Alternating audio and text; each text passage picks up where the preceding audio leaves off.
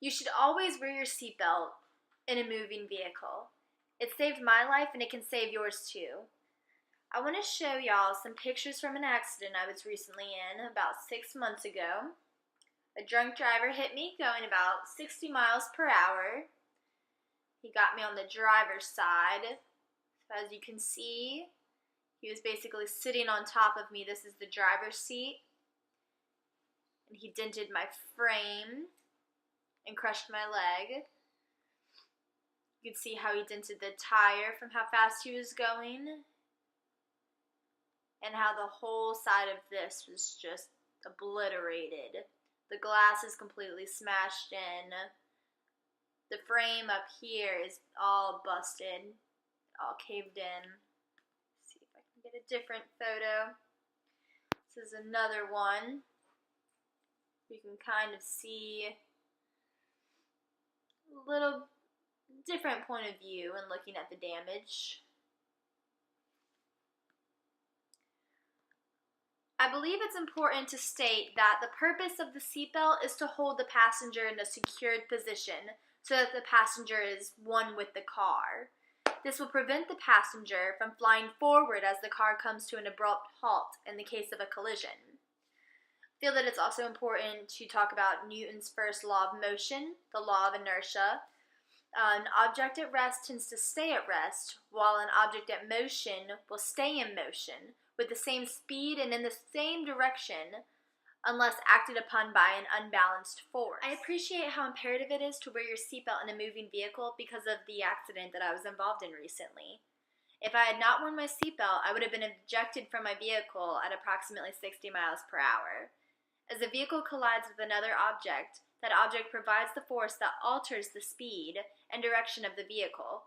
In some cases, like my own, the vehicle will stop going in the direction it had originally intended and will bounce backwards, depending on how much momentum the vehicle had. As this occurs, the passenger is unable to slow his or her body down, and this is where the seatbelt takes place. As an individual continues to move in the same direction and speed that the vehicle was intended to go in, the seatbelt catches the individual and holds his or her body down. The alternative would be to not wear a seatbelt, which would mean an individual's body would be thrown into the windshield or the dashboard, causing a great deal of bodily damage. Wearing your seatbelt should not be an option if an individual wants to arrive to his or her destination safely. If an individual chooses not to wear his or her seatbelt, they are endangering themselves by placing their lives in the hands of another. I feel as if it's important to include some statistics involving seatbelt usage. In 2011, 58% of teen drivers killed in crashes were not wearing a seatbelt. Seatbelts can reduce injury and death rates by 50%. Also, adults ranged from 18 years of age to 34 years of age are less likely to wear seatbelts than those who are 35 and older. Now that you have been made aware of significant statistics, let's take a look at how not wearing your seatbelt will affect a person's bodily functions. Seatbelts are created to save lives and prevent physical injuries to an individual's body. Shattered wrists are common as an unbelted driver will try to hang onto the wheel at the point of impact. However, momentum keeps his or her arms and body moving forward.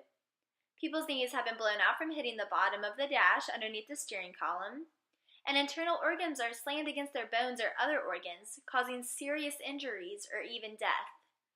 You should always wear your seatbelt to prevent further injuries.